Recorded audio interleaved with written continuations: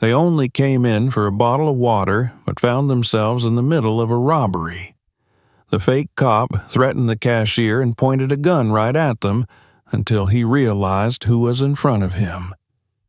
Subscribe to the channel and post in the comments where you're watching this video from. The city slept under a blanket of low clouds and the pale shimmer of distant streetlights. Midnight had passed an hour ago, and the streets of the industrial district lay deserted, save for the occasional flicker of motion, a scuttling alley cat, the slow blink of a faulty neon sign, a lazy drift of mist from a nearby rooftop vent. It was the kind of night that breathed stillness, heavy with the hush of a world momentarily paused. Inside a black SUV, its paint dulled slightly by dust and time, two figures sat in silence as the vehicle rolled down a dimly lit avenue. Chuck Norris drove with a hand resting loosely on the wheel, the other resting across his lap. His gaze was steady but not sharp, the kind of quiet awareness that came with age and experience. He didn't need to look around to know what was happening outside. He felt the rhythm of the city in its absence of sound. Beside him, Ronda Rousey stretched her neck with a quiet sigh, the leather of the seat creaking softly beneath her. They had just wrapped a long evening at a self-defense seminar hosted at a local women's shelter. What was supposed to be a 2-hour appearance had become an all-night session. Questions, training, encouragement. It wasn't the kind of work that tired the body so much as the soul. There had been stories tonight, too many of them, of pain and survival. Chuck had spoken little. He never did. His presence alone seemed to ground the room. Ronda, on the other hand, had led most of the physical demonstrations. Now exhaustion clung to her like a second skin, and her stomach grumbled audibly. "Think we'll pass a diner?" she muttered, rubbing her shoulder. "I could eat the dashboard." Chuck's lips curved into a slight smile. "Doubt anything decent's still open." A faint blue glow caught his eye ahead. A flickering neon sign, suspended over a weather-beaten corner store, pulsed the word "open" into the darkness with mechanical persistence. The building was narrow and crumbling, but its front lights were on, and a cracked security camera perched above the entrance like a lazy hawk. Ronda tilted her head. "That'll do." Chuck slowed the vehicle and eased into the small parking area in front of the shop. The lot was empty, save for a gray, mud-splattered sedan parked haphazardly across two spaces. No plates on the front. No parking sticker. Chuck gave it a cursory glance, then killed the engine. The two exited the vehicle almost in unison, their movements unhurried but fluid. As they stepped into the chilly night air, Ronda zipped her hoodie while Chuck adjusted the collar of his jacket. The flickering streetlight above them gave their shadows a strange, stuttering gait as they crossed to the store. Inside, the buzz of fluorescent lighting washed over them like a faint hiss. The air was stale with the scent of floor cleaner and burnt coffee. Somewhere in the back, a ceiling vent rattled quietly. Shelves lined with snacks, canned food, and drinks stood in mostly neat order, though one display of discounted soda leaned awkwardly to one side. At the register stood a young woman, early 20s perhaps, her skin a rich dark tone that caught the light in warm undertones despite the fatigue that hung from her shoulders. She wore a navy blue sweatshirt with sleeves pushed to her elbows, and her name tag, only partially visible, read Ebony. Her eyes were puffy, and dark circles sat beneath them like bruises from too many sleepless nights. A single earbud dangled from one ear, though the music had long since stopped. Chuck noticed immediately that something was off. Not just the girl's demeanor, though she looked like someone teetering on the edge, but the atmosphere of the store itself. It was too quiet, too watchful. His eyes shifted subtly. Near the counter, Leaning against the lottery display stood a man. His posture was casual, but only just. He was tall, broad-shouldered, with pale skin that looked too clean under the store's flickering lights. He wore a police uniform, or at least something resembling one. The stitching on the shoulder patches was uneven, and the badge on his chest had no reflection, no shine. His hands rested on his hips, fingers close to the bulky utility belt that hung too low on his waist. He was watching Ebony. Not in the way a customer might wait to be helped, but with an air of ownership, of entitlement. There was something predatory in the way he smiled when she looked down to avoid eye contact. Ronda tensed. She wasn't facing the man directly, but she'd felt that look before, in locker rooms, gyms, and media events when men thought they could test her boundaries. Her instincts flared. She reached out and tapped Chuck's arm lightly. He'd already noticed. They moved slowly through the aisles, heading toward the drink cooler at the back of the store. Chuck walked with a relaxed gait, but his eyes stayed on the mirror behind the register, catching fragmented glimpses of the man in uniform. Ronda scanned the shelves as if browsing, her peripheral vision wide open. "I told you last week," the man said suddenly, his voice cutting through the stillness like a razor. "You keep this attitude, it's going to be a problem." Ebony flinched but didn't look up. Her voice was low. "I'm just doing my job, sir." "Sir?" the man echoed mockingly. "That's more like it." Chuck felt his jaw tighten.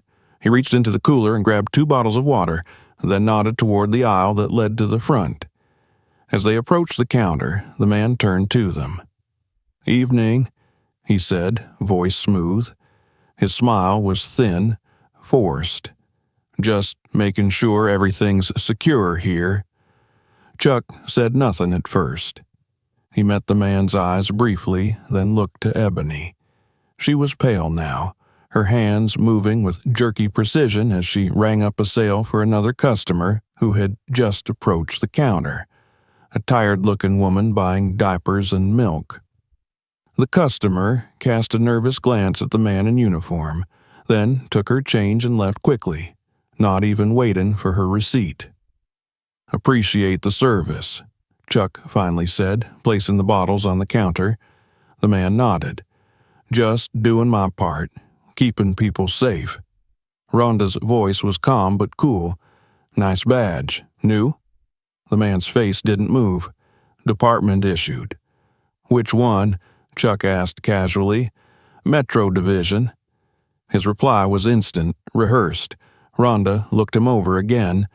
The stitching on his name tag was slightly off-center.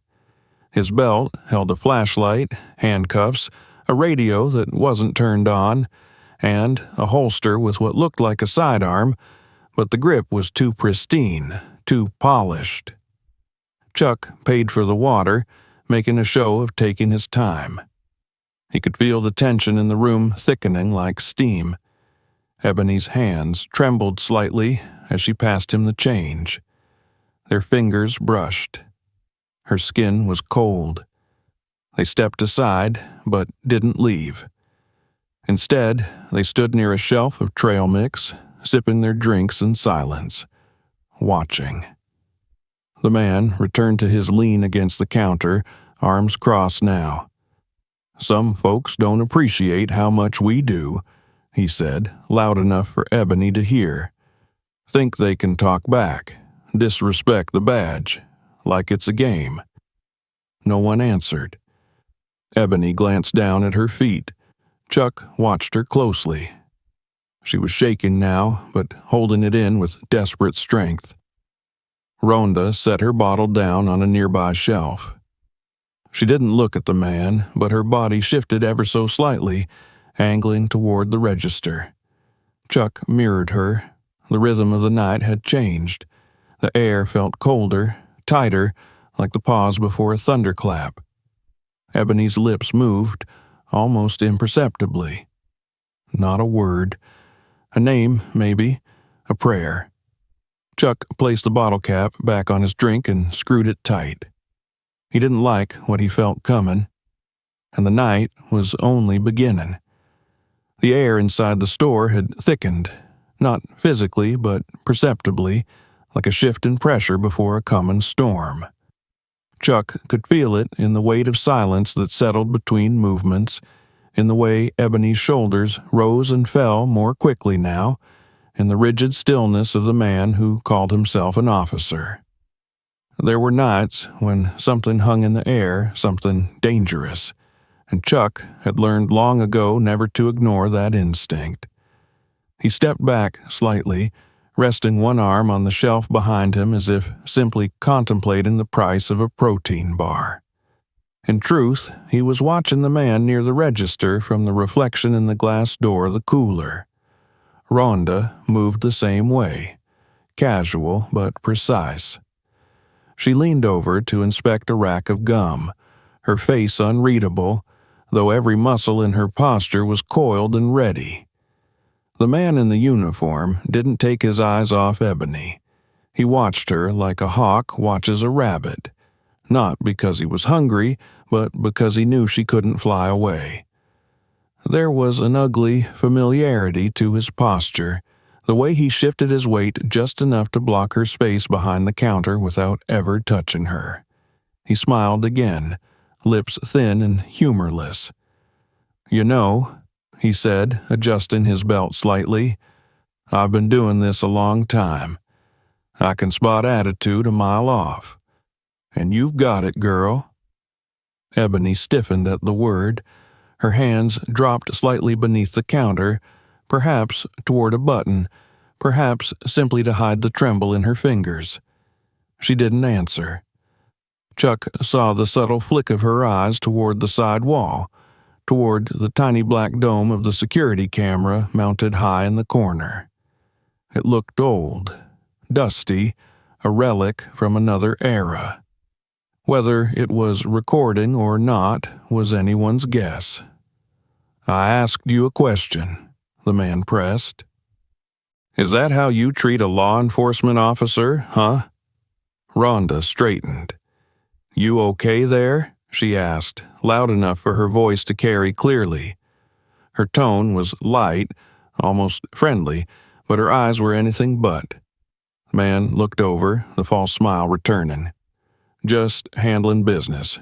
Routine check-in. You know how it is." Chuck spoke then, quiet but firm. "Never seen check-ins done after midnight, especially not by Metro Division." The man's jaw tightened. "You a cop?" "No," Chuck replied, "but I know a few." The man's gaze lingered on him a second longer than necessary, then drifted back to Ebony. "Some people need reminders to stay in line," he muttered, more to himself than anyone else. Ebony took a small step back. Her elbow brushed against the register's drawer, and the soft clack of plastic hitting metal made the man's hand twitch near his hip. He caught himself, forced a grin, and leaned slightly closer to the counter. "You trying to call someone under the counter?" he asked. "That what you're doing?" "No," Ebony said quickly, her voice cracked. "I was just reaching for coins." "You're jumpy. You got something to hide?" Ronda moved then, slowly walking toward the counter, one hand resting at her side, the other still holding her water bottle. "Seems like you're making her nervous," she said. "Maybe ease up a bit?" The man turned fully toward her now. Up close, his age was clearer, mid-40s perhaps, though his skin looked aged more from stress and sun than from years. His eyes were pale, almost colorless, and his upper lip twitched as if holding back something he couldn't say. "This is official business," he said. "Best you two stay out of it." Chuck stepped forward, only slightly, but enough to make the man glance between them. "You haven't shown a badge," he said. "You haven't given a name. You haven't radioed anything in. That doesn't look like a standard-issue sidearm, and your belt's hanging wrong." The man's nostrils flared. "You a uniform inspector now?" "No," Chuck said again, "but I know when someone's wearing a costume." The store fell into silence again, more deafening than any shout could have been. The hum of the refrigeration units seemed louder, more insistent. Ebony barely breathed, her eyes darting between the three of them. Ronda could feel her own pulse behind her ears. The man's hand dropped to his belt again. Chuck didn't miss it. "You want to take a walk?" Chuck asked him, voice low, quiet. "Just you and me." The man laughed, a harsh, barking sound. "Nice try, but she needs to answer some questions first."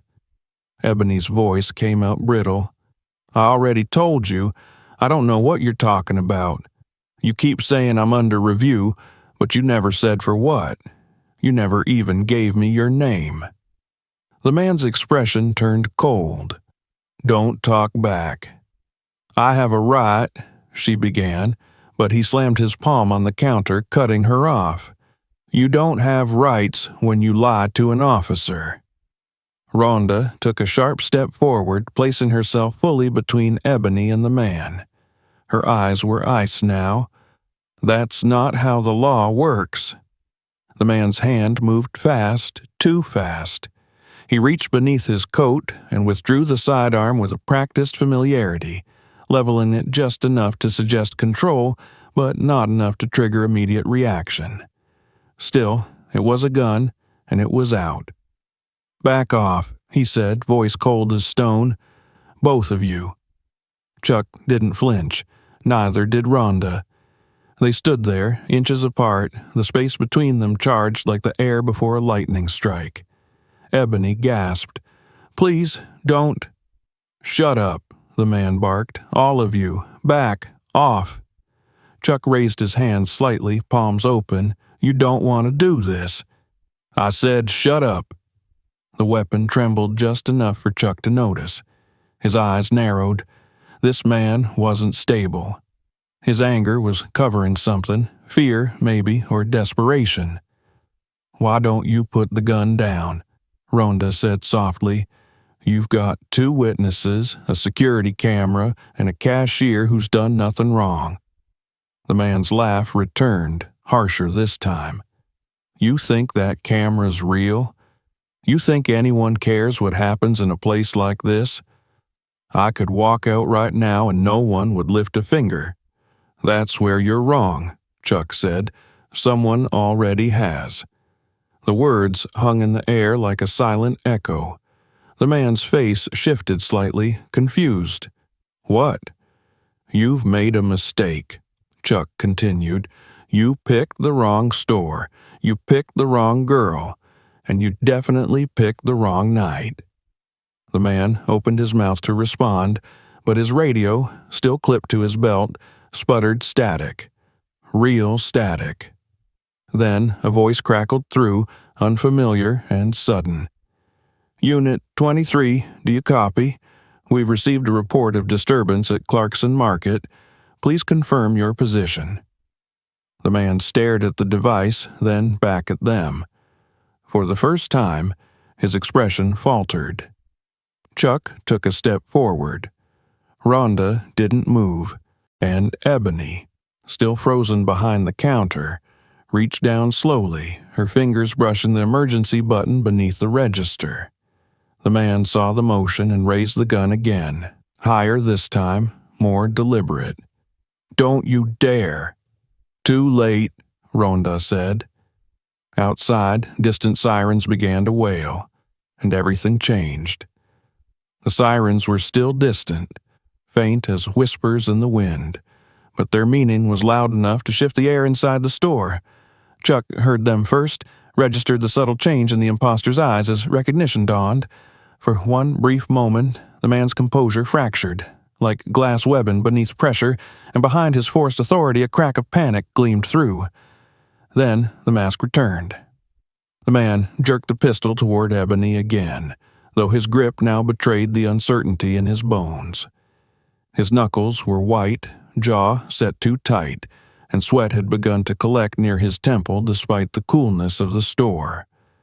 His voice came out brittle, louder than before, as if volume could replace conviction. "Back away from the counter," he barked. Now! Chuck didn't move.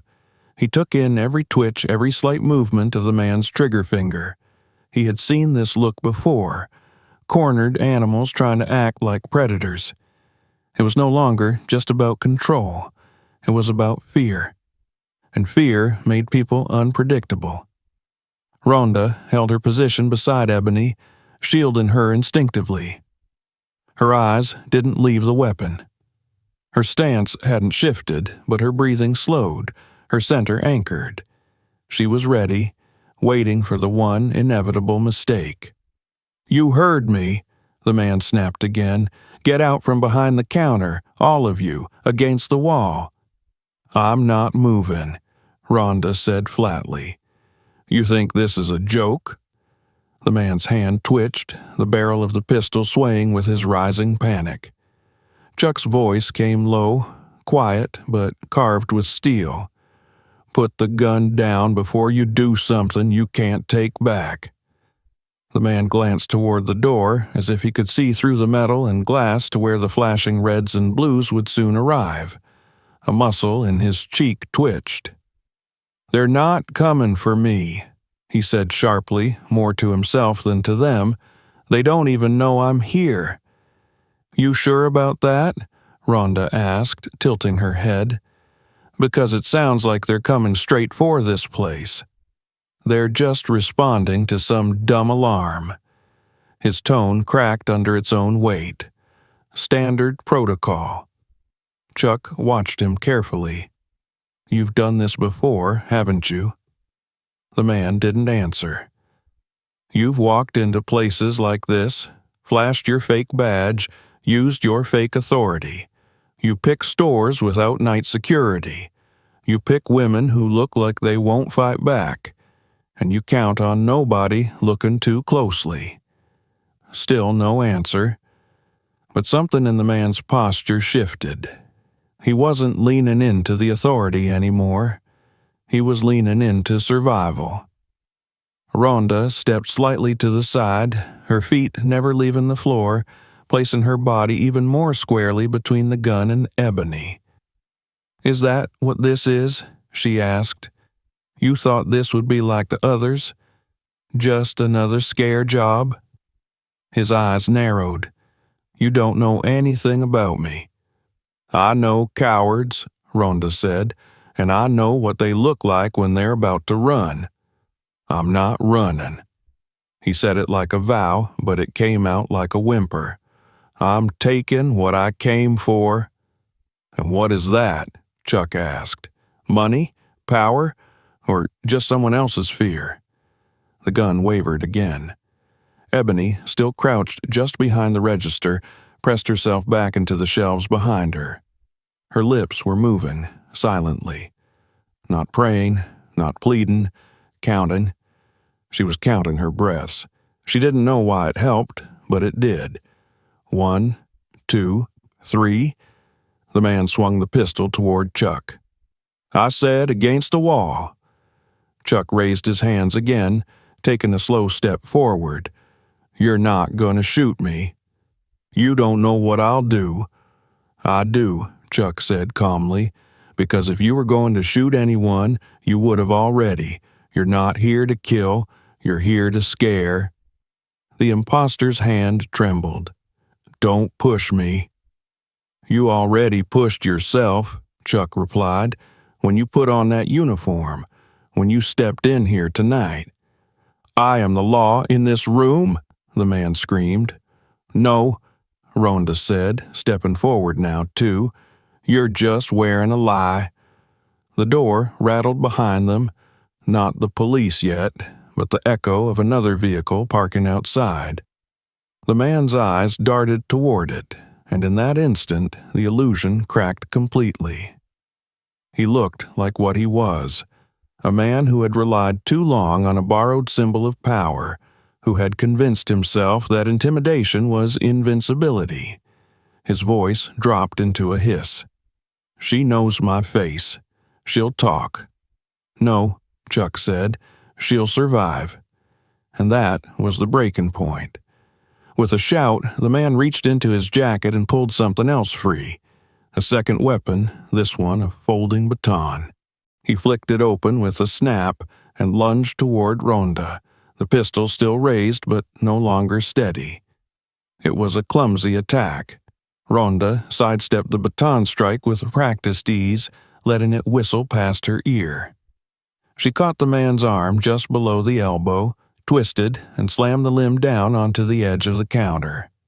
The gun clattered from his grip, skidding across the floor, spinning to a stop beneath the racks of candy bars. He roared, but Chuck was already moving. In 2 strides, he was behind the man, grabbing his shoulders and yanking him backward. The baton swung wildly, catching a shelf and sending a cascade of energy drinks crashing to the ground. Ronda followed up with a kick to the back of the man's knee. He buckled, fell to one side, and Chuck used his momentum to pin him face down against the grimy floor tiles. The baton dropped from his hand with a metallic clatter.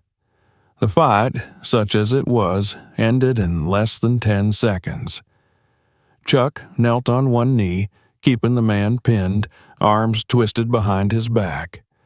Ronda reached down and retrieved the baton, then the pistol, ejecting the magazine and clearing the chamber with a single, swift motion. Ebony hadn't moved. Her breath came in shallow gulps. Her fingers were still wrapped around the edge of the counter. Chuck looked up at her. "It's over." Outside, the sirens grew louder, clearer. The first set of red and blue lights painted the windows in streaks of color. Ronda walked around the counter, placed a hand gently on Ebony's shoulder. "You're safe." The girl nodded slowly. "Thank you.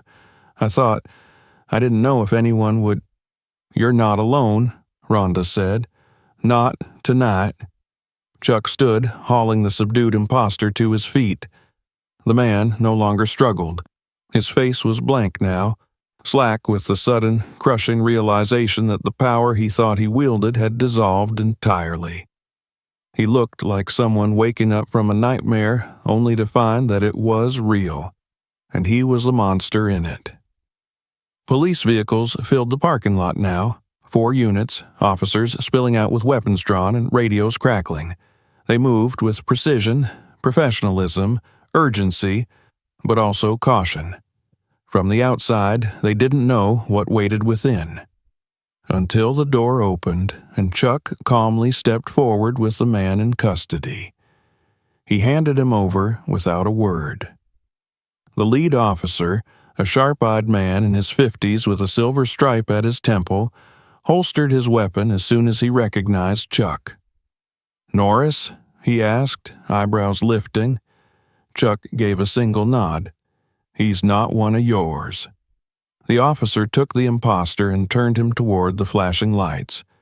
"We'll see about that." Inside the store, Ebony sat on a stool behind the counter, her hands still trembling. Ronda stayed beside her, silent for a moment, then offered her a bottle of water. "Drink," she said softly. "You need it." Ebony took it with both hands. Her fingers were cold against the plastic. Outside, the man was shoved into the back of a cruiser. He didn't resist. He didn't speak. He just stared at the pavement, as though the cement might offer an escape. The truth was out now. The badge had meant nothing. The uniform had meant nothing. And the power he'd thought he had been smoke all along. The only thing real had been fear. But tonight, fear had met its match, and it had lost. The flashing red and blue lights outside the market sliced through the humid night like strobe cuts across a stage, illuminating the cracked concrete and faded signage in bursts of color. The parking lot was swarmed now with patrol cars, their engines idling, their doors open. Officers moved with purpose, some securing the perimeter, others forming entry lines at the front door, weapons drawn but cautious. Inside, however, the storm had already broken. Chuck stood just beyond the doorframe, his silhouette calm and composed against the chaos. His hand rested lightly on the shoulder of the man they had subdued, who was now handcuffed and sagging under the weight of his own failure. There was no more shouting, no more threats. Only the slow, disjointed breathing of a man who had worn power like a mask and now found himself stripped bare. The commanding officer who had approached earlier, a lean man with a graying beard and sharp eyes, gestured for his officers to lower their weapons. He took one look at the captured suspect and nodded to Chuck. "You two handled this?" he asked. Chuck gave a simple nod. He had a gun on a civilian, pretending to be one of you. "Name?" He didn't give one, but he said he was Metro Division. The officer looked the man up and down. "That uniform's wrong. That's not even the current patch." Ronda emerged from inside the store, her expression calm but tense, and moved toward the entrance.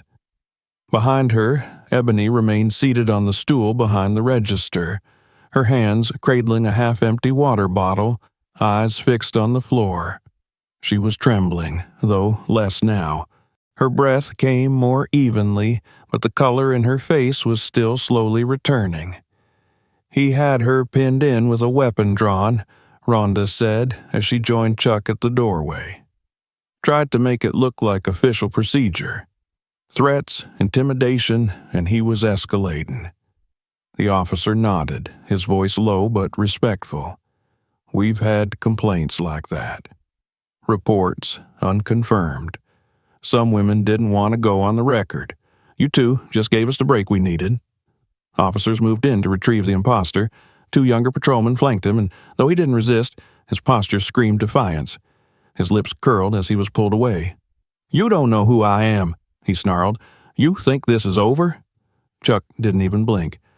"You're right. It's just beginning." The man spat in the dirt, but the officers paid no mind. They escorted him to one of the cruisers and pushed him into the back seat, slamming the door shut with finality. The vehicle pulled away seconds later, leaving only the wash of rotating lights and the trailing echo of rubber tires against asphalt. Back inside the store, Ebony remained silent, watching everything with wide eyes. Her breathing had steadied, but her grip on the bottle hadn't loosened. Her lips were slightly parted, as if she still hadn't caught up with the fact that she was alive, that she had come through something, and survived. Chuck re-entered the store and walked to the counter. He didn't lean in, didn't loom or speak immediately.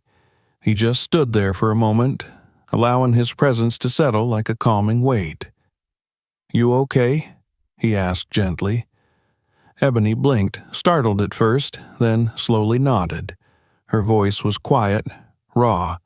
"I think so." Ronda followed, pulling a second stool from behind the counter and sitting beside her. She didn't say anything at first either. She just sat, elbows on her knees, her breath controlled, giving the girl space to feel her way out of the fog. Outside, more officers were interviewing witnesses. A pair of customers who had arrived just after the confrontation stood near one of the cruisers, giving their accounts. They had seen the suspect in uniform, but from a distance. One said he looked nervous. The other said mean. Neither had expected what they found when they walked in. Inside, the lead officer stepped in through the automatic doors. His nameplate read Carter. He carried a notepad in one hand, a radio clipped to his shoulder. He approached Chuck and Ronda with the calm of a man who had seen worse but didn't want to anymore. "I've got a name," he said, gesturing to the rear of the store. "Eric Flasher, ex-private security. Lost his license after multiple complaints of harassment. No convictions. Somehow got his hands on an old patrol uniform and a decommissioned duty weapon. He's been using it for months." Ronda exhaled slowly. "And no one stopped him until now?" "There were reports," Carter said, but none strong enough to pursue. No footage, no willing victims. Most of them just quit their jobs and disappeared. Night workers, young women, especially women of color. He knew what he was doing. He picked the right targets. Chuck glanced at Ebony, who still hadn't spoken again. He picked the wrong place tonight. Carter looked at the two of them, eyes narrowing. That's the truth. You two, you stopped something bigger than you know. Not for credit, Ronda said. She needed help. That was enough. The officer gave a slight nod. Still, you'll both need to give statements. And we'll need the footage if this store's got any worth saving. I can show you, Ebony whispered. They turned toward her. Her voice was steadier now, though still thin. I can log into the system. I know the codes. It loops every 12 hours, but I think it's still caught tonight. Carter nodded, stepping gently behind the counter and giving her space. You take your time, miss. We'll work with whatever you have. Ebony stood with slow, careful motion. Her knees buckled slightly, but Rhonda's hand shot out, steadying her. With a grateful look, Ebony moved to the terminal beside the register and began typing. Chuck turned to Carter. What happens now? We bring him in, book him, Carter said. Then dig. See how many more stores he's hit. Try to get the other victims to come forward. But this breaks the pattern. Now we've got him with a drawn weapon, impersonating an officer, and we've got you two as witnesses. You'll make it stick? Ronda asked. Carter's jaw tightened. We're gonna try. They stood in silence for a few minutes while Ebony worked. Eventually, she found the footage and rewound to the moment the imposter entered. The screen showed him in grainy black and white, his body language confident, practiced. But the angle caught his face clearly. Carter's eyes lit up. That'll do, he said. Can we copy it? Ebony nodded.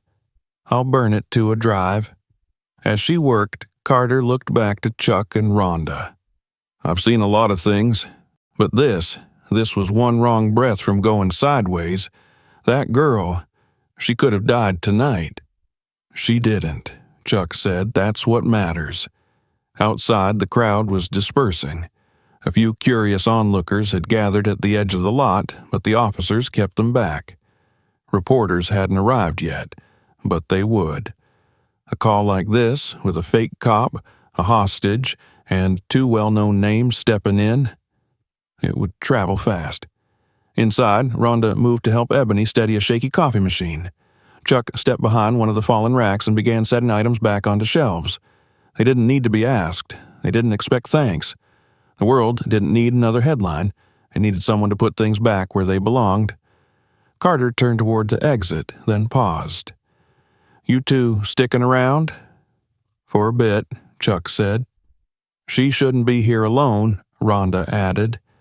The officer nodded, then left, murmuring into his radio. The door slid closed behind him with a soft hiss, muffling the sounds of engines and radios outside. In the soft buzz of returning quiet, the market took on a new stillness, not the kind born of fear, but the aftermath of it. A moment to breathe. A moment to let the adrenaline subside. Ebony finished loading the video and handed the drive to Ronda. Here, she said, in case he says it didn't happen. Ronda took it gently. It happened, and you stopped him from doing it to someone else. I didn't stop him, Ebony said quietly. You did. Chuck glanced up from the shelf he was restocking. No, you stood your ground. You didn't give him what he wanted. That takes more strength than most people understand. Ebony looked down, unsure, but nodded slowly. The night outside rolled on. Police cruisers came and went. Reports were taken. Evidence was bagged. But inside that store, something quiet had taken root. Not just relief, Not just safety, but truth. The truth that fear could be met, and sometimes, if you were lucky, met with a first strike strong enough to end it. The scent of cheap disinfectant and spilled soda still clung to the air, mingling with the lingering metallic edge of tension. Though the imposter had been taken away and the patrol cars had begun to thin out from the parking lot, the market had not returned to normal. It couldn't. The aftershock of fear, like an invisible tremor, had left its fingerprints on every surface, on every breath. The shelves were askew, some still half empty from the scuffle, and beneath the counter, the panic button's red light continued to blink, unnoticed but insistent, a silent witness that refused to forget.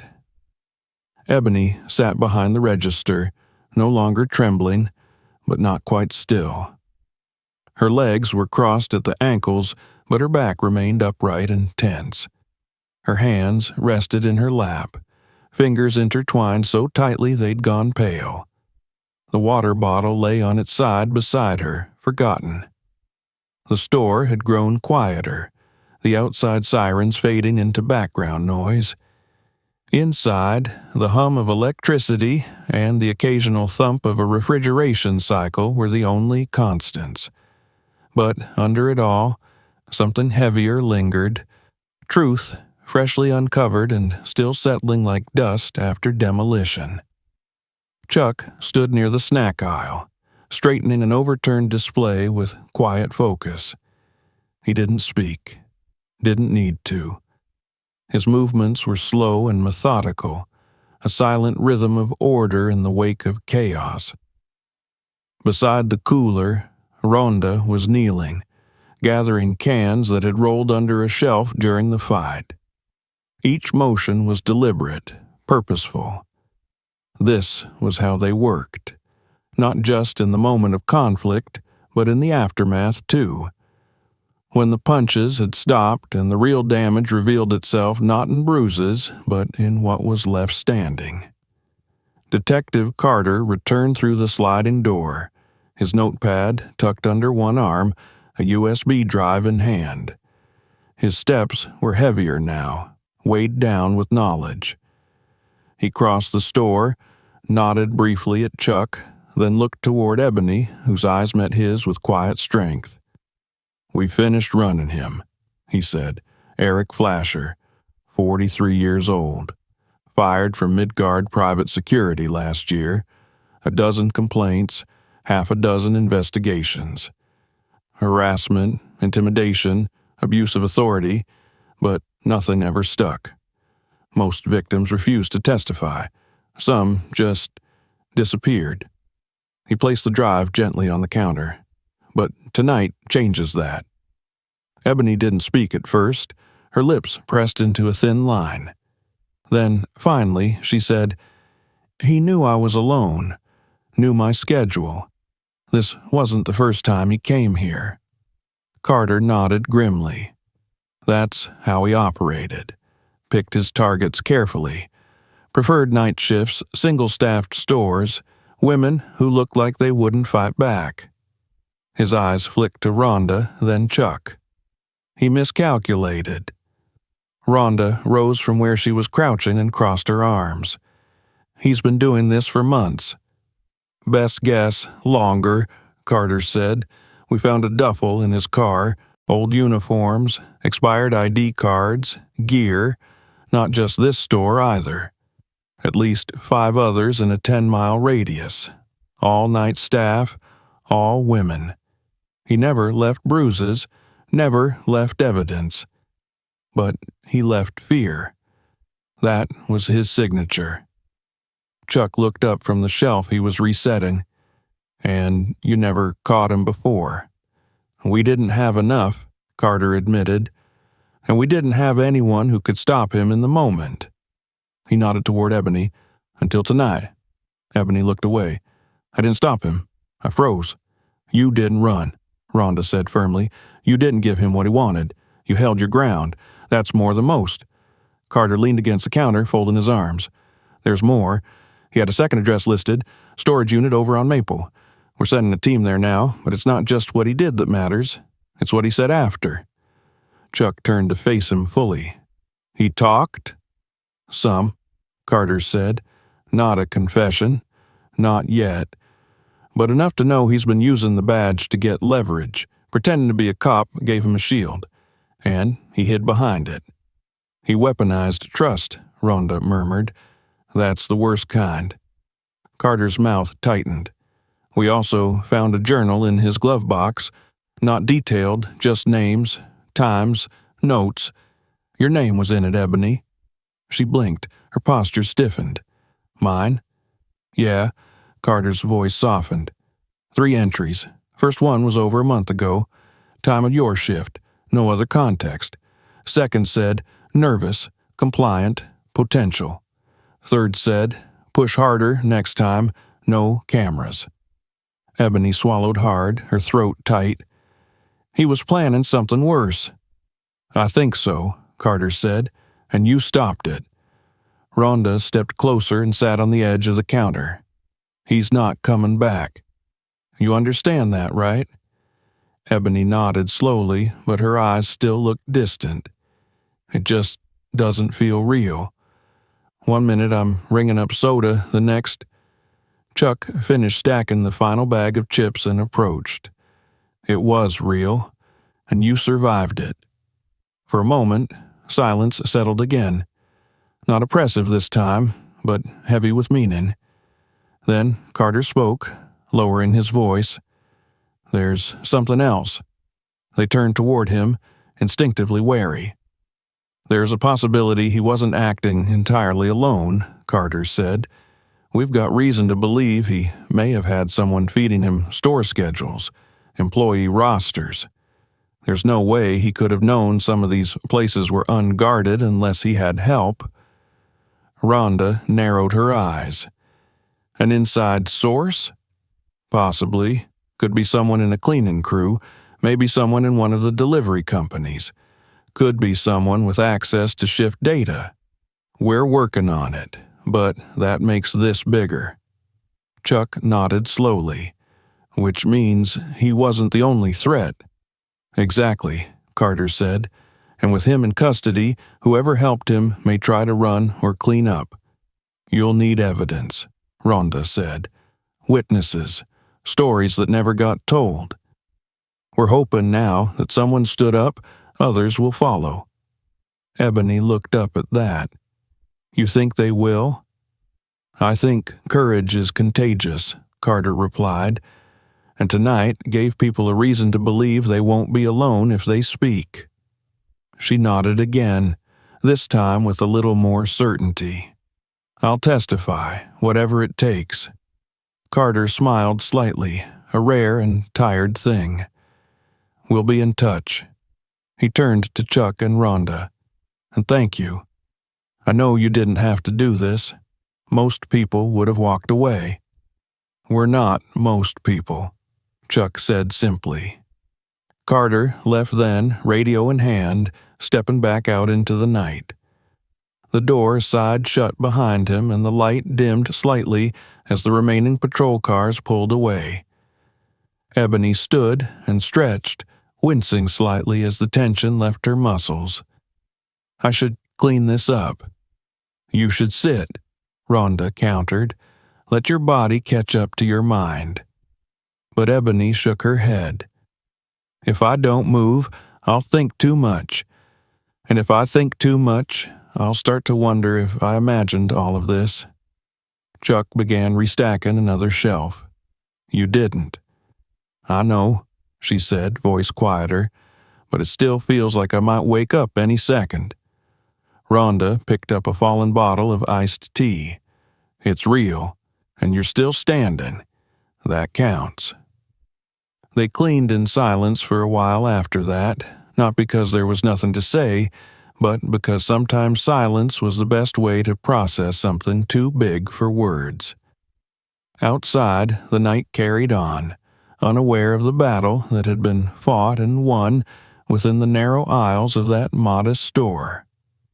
But, for those who had been there, nothing would ever feel quite the same again. And for a girl who once felt invisible behind a counter, the world had finally taken notice, not because of what was done to her, but because she refused to disappear.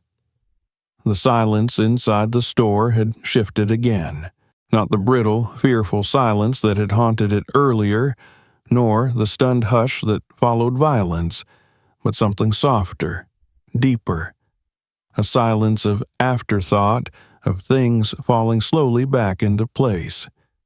The shelves were mostly upright again, though crooked in parts. The floor had been swept where soda had burst open, and only a faint stickiness underfoot hinted at the chaos that had unfolded hours before.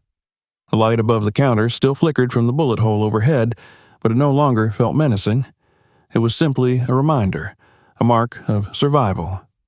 Ebony moved with more stability now. She wasn't calm, not completely, but she had found her footing again. She had changed into a fresh navy hoodie from the back room, the original one stained and wrinkled from adrenaline, sweat, and the slight spatter of broken merchandise. She moved behind the counter with slow determination, methodically rechecking the till and counting inventory that had spilled out in the confrontation. Chuck had offered to do it for her, but she had declined. "I need to finish the shift," she had said, almost apologetically. "I need to end it right." Chuck hadn't argued. He understood the ritual. In the face of chaos, restoring order wasn't about the world. It was about reclaiming the self.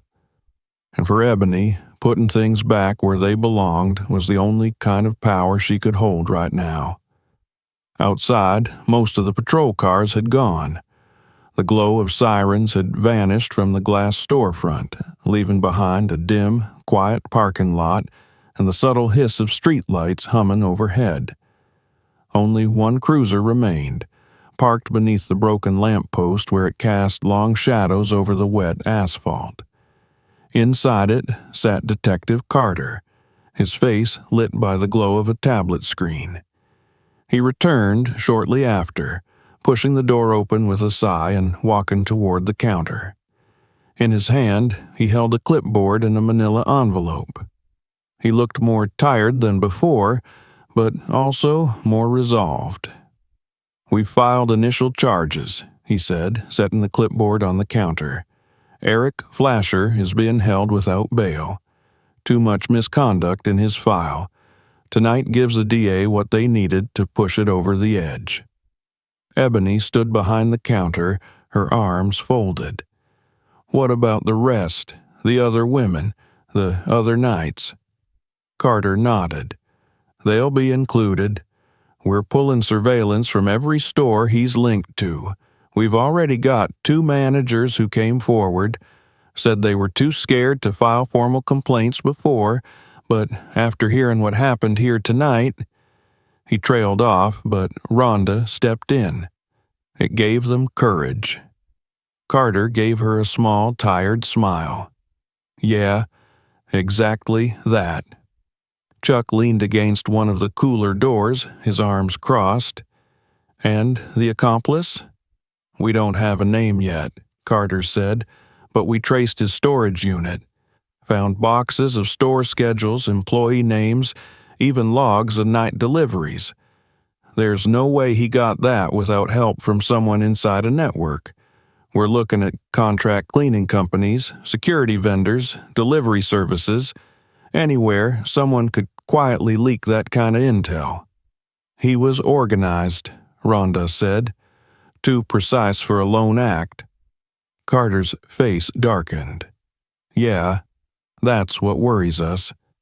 He pulled a document from the folder and handed it to Ebony. "This is a witness statement.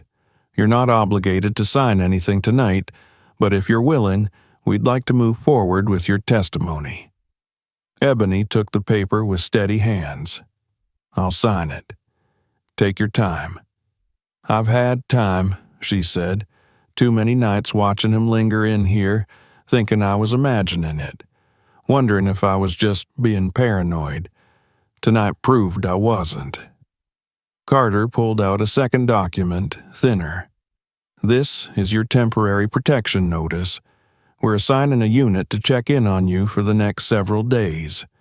Until the case is locked down and the network, if there is one, is identified, we're not taking chances." Ebony blinked. "Wait, you think I'm still in danger?" Ronda stepped closer. "You're not alone anymore, Ebony, but he wasn't acting in a vacuum. There's always a chance someone connected to him might panic." Chuck added, "And panic makes people stupid." Carter gave a half nod. "We're not trying to scare you, but you should be aware. You've already done the hard part. Now let us finish it." Ebony looked at the form in her hands, then signed both with slow, precise strokes. When she was done, she exhaled and looked up at them. "Feels weird," she said. "Putting my name on something like this, like admitting it happened, makes it more real." Ronda offered a gentle smile. "It makes it count."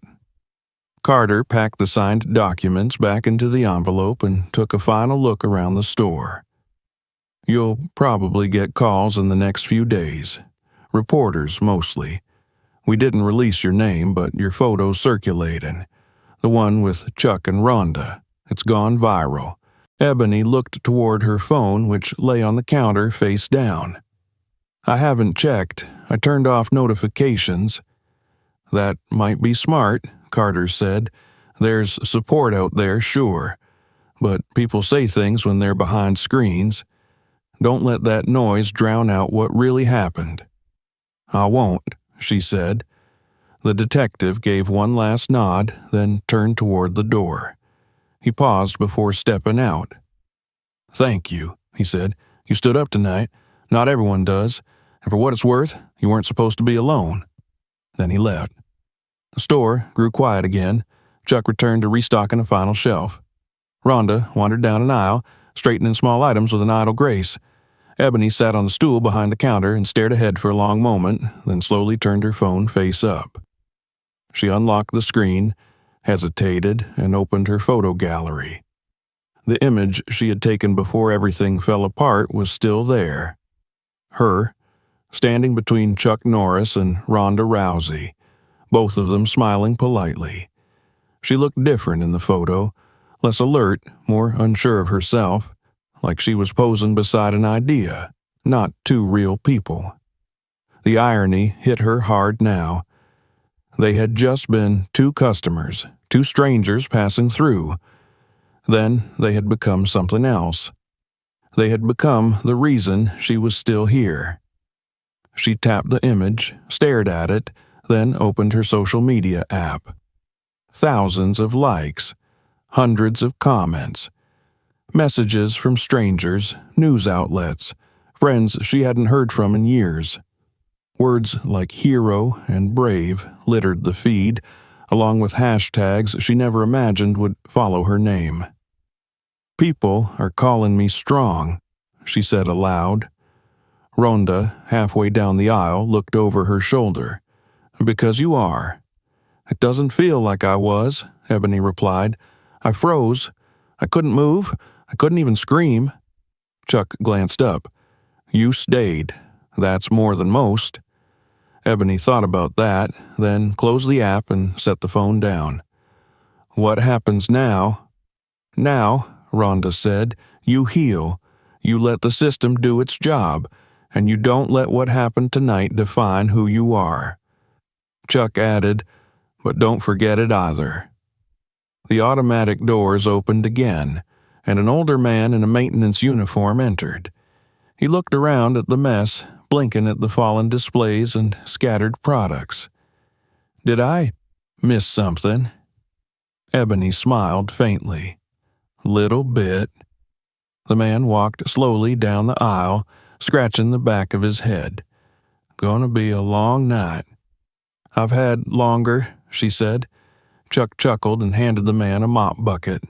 "We'll help." The man accepted it with confusion. "You don't work here."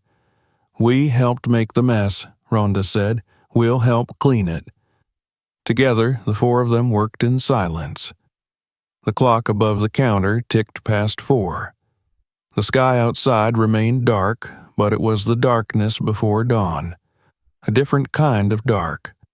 One that promised morning was coming. Ebony caught her reflection in the glass cooler door. She didn't look like the girl from the photo anymore. She looked tired, yes, but she also looked solid, present, alive in a way that had nothing to do with smiling for strangers. She stood a little taller, and she knew this night had changed her. Not because of the fear, but because of what she chose to do with it. The hour was nearing 5 when the final cruiser pulled away from the parking lot, its tires leaving faint trails across the moisture-darkened pavement. The red and blue lights that had bathed the storefront in pulsing color were gone now, replaced by the soft amber glow of weary street lamps and the fading hush of night. The city had not yet stirred from its sleep, but the market, though standing, felt different, as if the walls themselves were holding their breath in the aftermath of something they couldn't quite name. Inside, the store had returned to a rough semblance of order. The shelves weren't perfect, and a few cracked tiles near the back wall bore witness to the struggle that had unfolded hours earlier, but to someone walking in for the first time, it might have looked like a typical early morning lull. Only the bullet hole above the counter, jagged and blackened, betrayed what had occurred. That, and the presence of 2 unlikely figures still working long after their part had been done. Chuck moved with unhurried purpose, lifting a final case of bottled water and placing it neatly on a lower shelf near the refrigerators. His sleeves were rolled up now, forearms dusted with grime, and his silence was deeper than usual. Not heavy, but complete, the kind of quiet that needed no words. He didn't look tired exactly, but something older than fatigue lingered in the lines of his face, in the way his gaze lingered on the simplest of tasks. Ronda stood by the coffee station, wiping down the metal countertop with a damp cloth. The rhythmic motion had taken on a meditative quality. Her jaw was set, her focus sharp, but her shoulders had begun to loosen as the night gave way to something resembling peace. She glanced toward the window, where the first gray hints of dawn were pressing against the darkness. Behind the counter, Ebony sat with a paper cup of tea cradled between both hands. Her phone lay beside her, face down again, still buzzing from time to time with messages and mentions and shares. She hadn't checked it in over an hour. Instead, she stared at the far end of the store, where a promotional sign still hung crooked above the snack aisle, its bold font advertising Midnight Madness in garish colors that now seemed ironic, almost mocking. "I don't think I'll ever forget this night," she said quietly, not to anyone in particular. Ronda looked over her shoulder. "Some nights don't fade." Chuck said nothing, but his eyes met Ebony's and held there for a long moment. She nodded as if he'd spoken. The door opened again with a soft hiss, and a man in his 30s stepped inside, holding the hand of a small girl no older than 7. The man wore a faded baseball cap and an oversized hoodie. His daughter, in a pink coat and sneakers with blinking lights, stared wide-eyed at the inside of the store. He hesitated, clearly unsure whether he should speak. "Sorry," he said after a beat. "Didn't mean to interrupt. I saw the photo online. I wasn't sure if it was real." Ronda smiled gently. "It was." The man's eyes darted to Chuck, then back to her. "Would you mind? My daughter's a big fan of both of you." Chuck tilted his head toward the snack shelf. "Help us restock the chips, and we've got a deal." The man blinked, then laughed. He bent down with a grateful nod and began helping without hesitation, lining up crinkled bags of corn snacks and pretzels like a man determined to earn his moment. His daughter stood in front of the counter, staring up at Ebony, who offered her a small chocolate bar with a wink. "You were brave," the little girl said in a voice barely above a whisper. "My dad said you're a hero." Ebony looked down at her. "I was scared." The girl nodded solemnly. "Me too, but you stayed." When the man finished with the chips, Rhonda retrieved the customer's phone and took a quick photo. Father, daughter, and two martial arts legends smiling beneath the fluorescent glow. The girl waved on their way out. Chuck raised his hand in return, and the door slid shut behind them with a whisper. The quiet returned, but it was no longer sharp. It had mellowed into something else, something earned. "I don't get it," Ebony said softly. "You stayed. You helped. You didn't even know me." Rhonda leaned back against the counter, folding her arms. "We didn't need to. Most people would have walked away." Chuck's voice came low. "We never do." A long pause followed. The clock above the register ticked audibly now, each second sounding more present, more real. "What happens next?" Ebony asked. Rhonda glanced at Chuck, who shrugged slightly. "We sleep," she said. "Eventually. You'll go back to wherever you came from. What about me?" "You keep living," Chuck said. "You keep standing." "And the fear?" "It'll fade," he answered. "Not all at once, not completely, but it'll lose its grip." Ebony stared down at her tea. "I used to pretend I was strong. I'd imagine I was someone else, watching you two on TV, practicing moves in the mirror." "And tonight you were strong," Rhonda said. "I didn't feel like it." "You don't have to feel it for it to be true." A knock came at the glass door, soft but deliberate. Detective Carter stepped inside again, this time dressed down in a dark sweater and jeans. His badge clipped at his waist and a folder under his arm, he walked with the tired weight of someone who'd been up far too long. Yet his expression was steady, composed.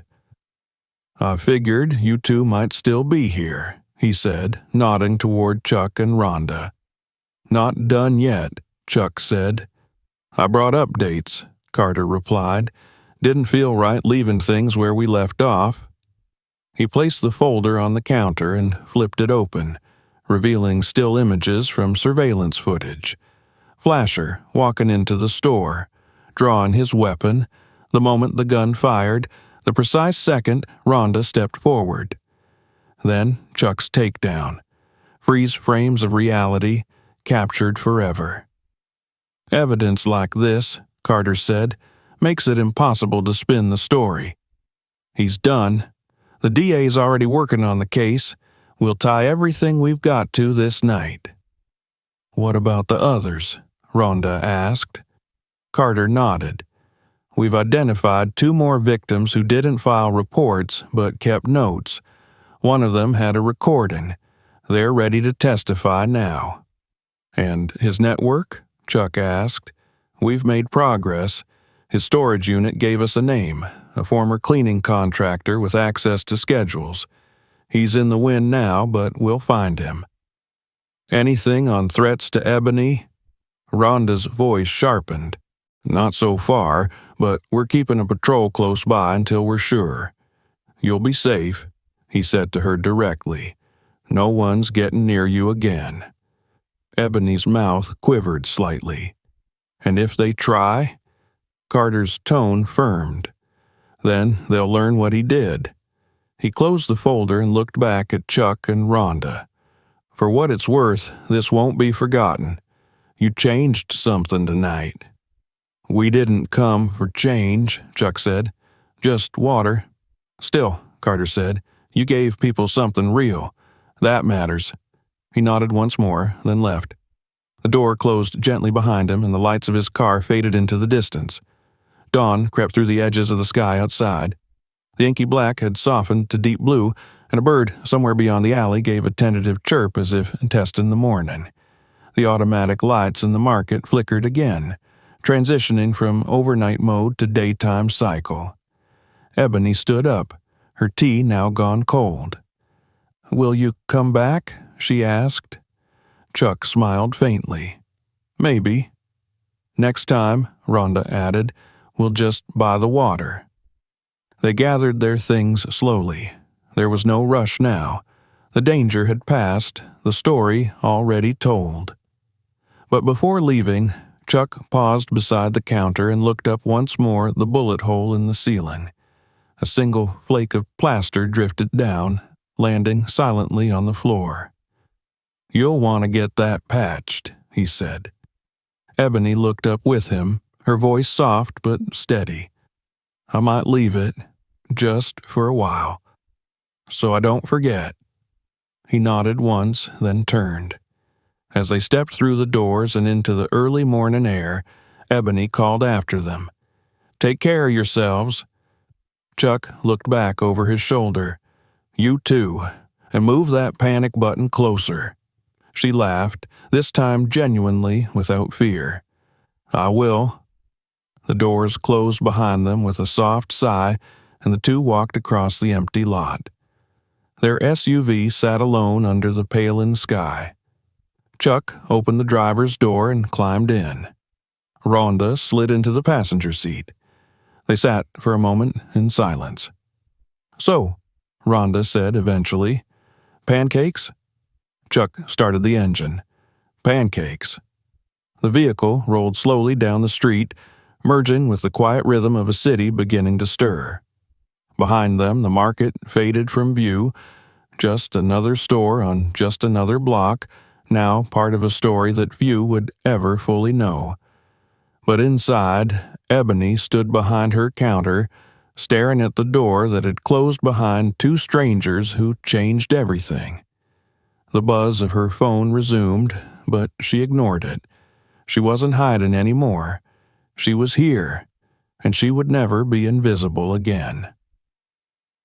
If you enjoyed this story, make sure to subscribe for more. Don't forget to check out our other videos, and share this one with someone who needs to see it.